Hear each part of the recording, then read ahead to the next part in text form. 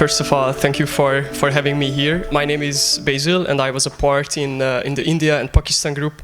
And I was very glad when I got to know that I will be a member of this group, because it just became way more interesting than I thought it's gonna be, and we will see why.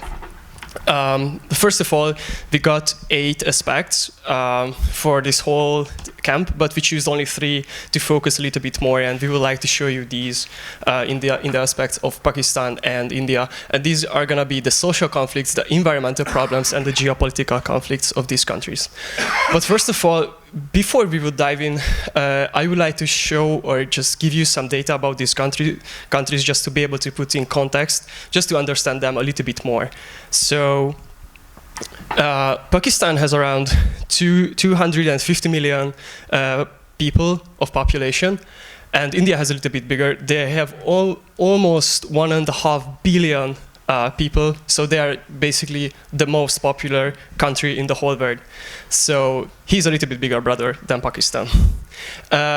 Pakistan has enormous amount of debts, which is very hard for them to invest to anything basically, but I will also cover this a little bit later. But in contrary of that, India has a pretty stable economy, and their goal is to be one of the world leading economy in the world. On the other hand, Pakistan usually plays a double game in the world political field, basically, and we will also see why a little bit later. And even though that they have so many basically opposites with each other, they have some things in common. One is that they hate each other, and they try to basically damage the other people as much as they can. They invest a lot to their military, and even if they are brothers, they are not scaring each other with slabs, but rather than nuclear weapons, because they invest so much money to the nuclear weapon armage basically that they have. And the other thing that they are also in common, and they agree on that the Kashmir region, which is basically in the north part of Pakistan and this part of India, they agree on that this part should never be independent, because they are very, very important to them, also for Pakistan and also for India, but we are going to cover this a little bit later at the geopolitical conflicts place. So what are the social conflicts of India and in Pakistan? Basically in India, it usually connects to the ethnic regions, because so many ethnic groups live in India, and usually they have problems together, and the class system in India is very strict, and this is rooted basically back to several hundred years. And the other thing, that so many religious groups live together, and the government basically usually supports the Hindu majority in India. The other thing that I mentioned, that the caste system is very strict, and there is a very big gap between the elite group and the poor people. And even though that the middle class is widening there, it's still a very big problem there. In Pakistan, there's also an ethnic problem basically, and also it's connected to the religious groups, because there are 2 types of Muslims there, the Shia, and the Sunni, and they usually have conflicts with each other, and there are enormous amount of people who are living in a poverty. And also the government there is not very strict. Sorry. Thanks for the inflation, and also for the influence of the military, but we also cover this a little bit later. When we are talking about environmental problems, we can see that basically they have very similar problems, which are regarded to the climate change and global warming.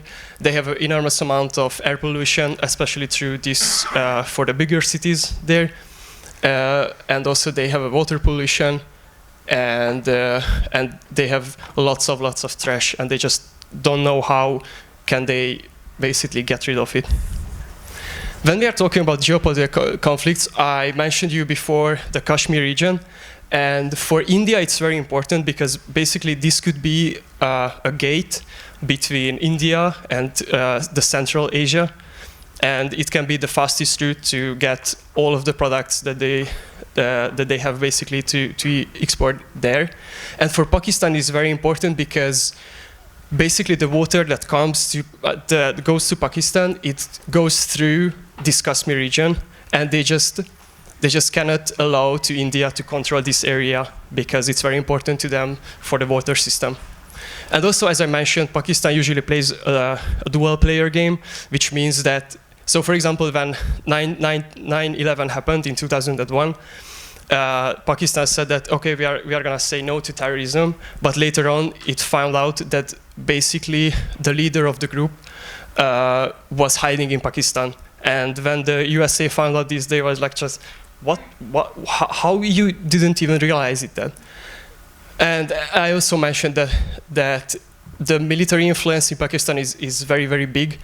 And also thanks for that, there are so many terrorist attacks or just terrorists in Pakistan. And India has a very big problem basically with China, sorry. And basically the biggest rival of India is China, but we are going to also cover this a little bit later. Yeah, and also Pakistan has a very strong connection, especially with the Talibs in Afghanistan, which can be a very big obstruction of their development. Oh yeah, and I just put this there because the Kashmir region is one of the reasons why when we are talking about India, Pakistan comes up, and when we are talking about Pakistan, India comes up, because it's basically inevitable to not speak about these. So what is the future of these countries and where should they go?